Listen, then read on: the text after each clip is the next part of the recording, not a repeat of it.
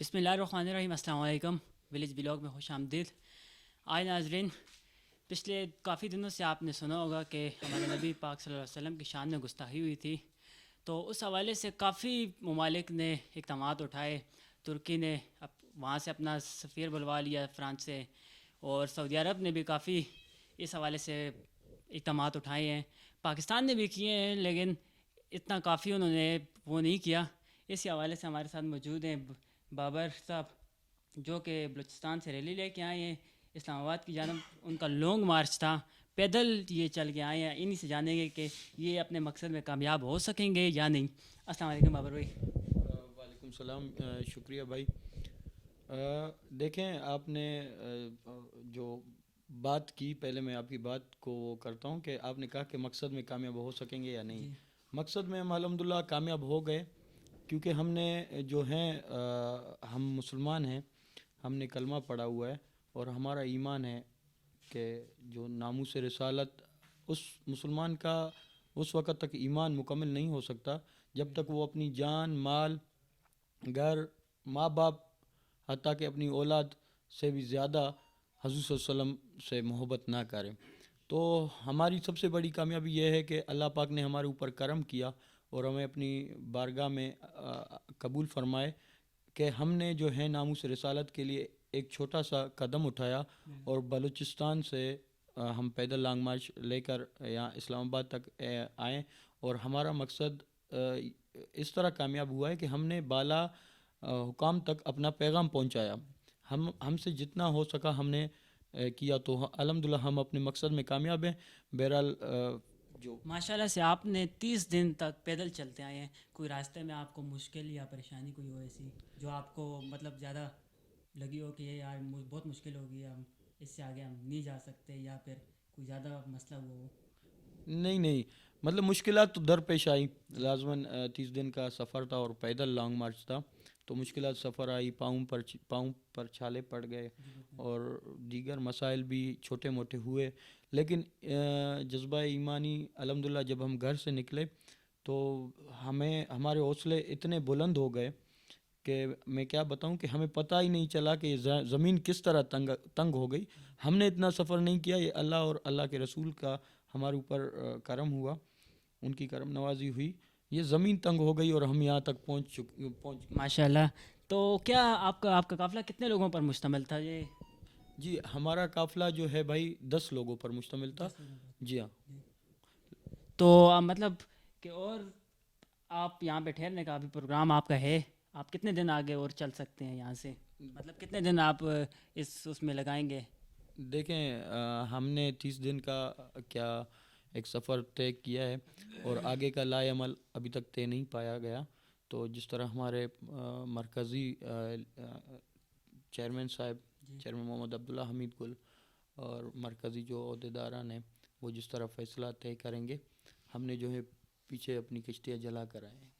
ہم سب ناموس رسالت پر ہم لوگ وہاں سے نکلے ہوئے ہیں. آج ہمیں 30 دن ہو رہا ہے ہم لوگ گھر سے نکلے ہوئے ہیں.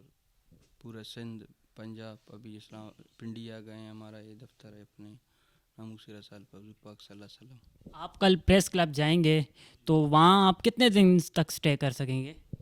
ابھی تک اسٹے کا وہ ابھی صبح تو جائیں گے، اور رائے عمل ہمارا طے نہیں ہوا ہے. ابھی ہمارا چیئرمین بھائی عبداللہ گل صاحب آ جائیں، وہ جیسے کہے گا ہم وہ دامرک تک بھی اس کے ساتھ ہم کھڑے ہیں.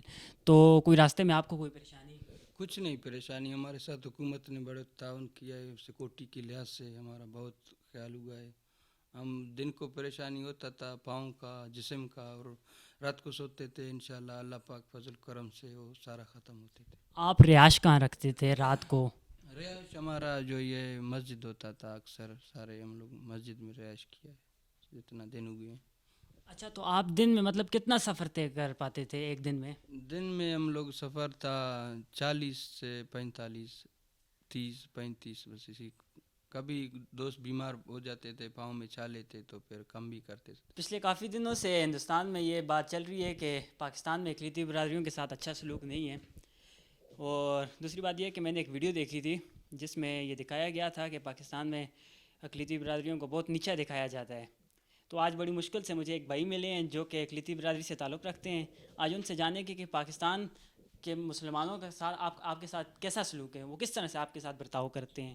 السلام علیکم بھائی جان. وعلیکم السلام. آپ کا نام سر؟ مہاراج سندیپ کمار. سر آپ کیسا سلوک ہے مسلمانوں کا آپ کے ساتھ؟ جی سلوک تو آپ الحمدللہ خود دیکھ رہے ہیں کہ آج میں پنڈی آیا ہوں.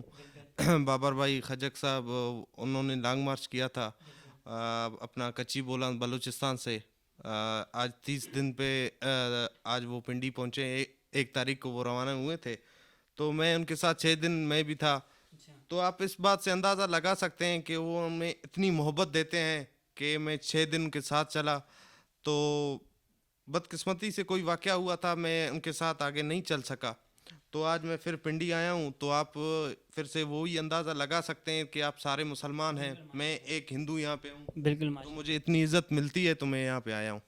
تو آپ انڈیا کو کچھ پیغام دینا چاہتے ہیں کہ وہ جھوٹے پروپیگنڈے جو کر رہے ہیں؟